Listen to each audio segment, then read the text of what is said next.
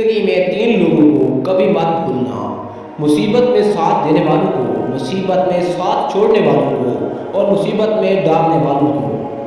زندگی میں کبھی بھی اپنے ہنر پر غرور مت کرنا، کیونکہ پتھر جب بھی پانی میں گرتا ہے تو اپنے ہی وزن سے ڈوب جاتا ہے۔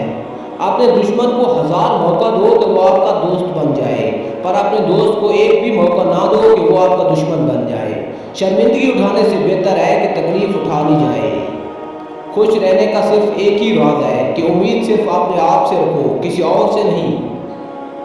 جہاں دوسروں کو سمجھانا مشکل ہو، وہاں خود کو سمجھا لینا ہی بہتر ہوتا ہے۔ یہ دو باتیں اپنے اندر پیدا کر لو، ایک چپ رہنا اور دوسرا معاف کر دینا، کیونکہ چپ رہنے سے بہتر کوئی جواب نہیں اور معاف کر دینے سے بہتر کوئی انتقام نہیں۔ عقل مند اپنے فیصلے خود کرتا ہے، جاہل عوام کی رائے پر عمل کرتا ہے۔ خواہشیں اپنی مرضی سے خود پر لادا گیا بوجھ ہے، اگر اڑان بھرنی ہے تو اپنی خواہشیں کم کر دو۔ دل میں برائی رکھنے سے بہتر ہے کہ ناراضگی ظاہر کر دی جائے۔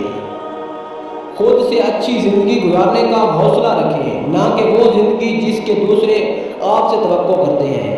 اگر آپ جاننا چاہتے ہیں کہ کوئی بھی انسان کیسا ہے تو اچھی طرح دیکھ لیں کہ وہ اپنے سے کم تر لوگوں کے ساتھ کیا برتاؤ کرتا ہے۔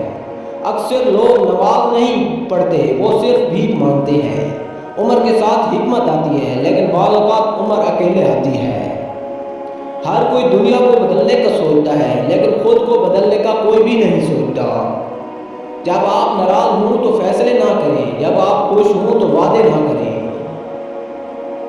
دولت قریب آتی ہے تو 5 چیزیں خواب میں نظر آنا شروع ہو جاتی ہیں۔ خواب میں ہاتھ سے آگ اٹھانا، سر کے بال کٹے دیکھنا، وہ ہار دیکھنا یا پہاڑ پر چڑھنا، مچھلی دیکھنا یا مچھلی کھانا، یا خواب میں درخت دیکھنا دولت قریب آنے کی یقینی نشانیاں ہیں۔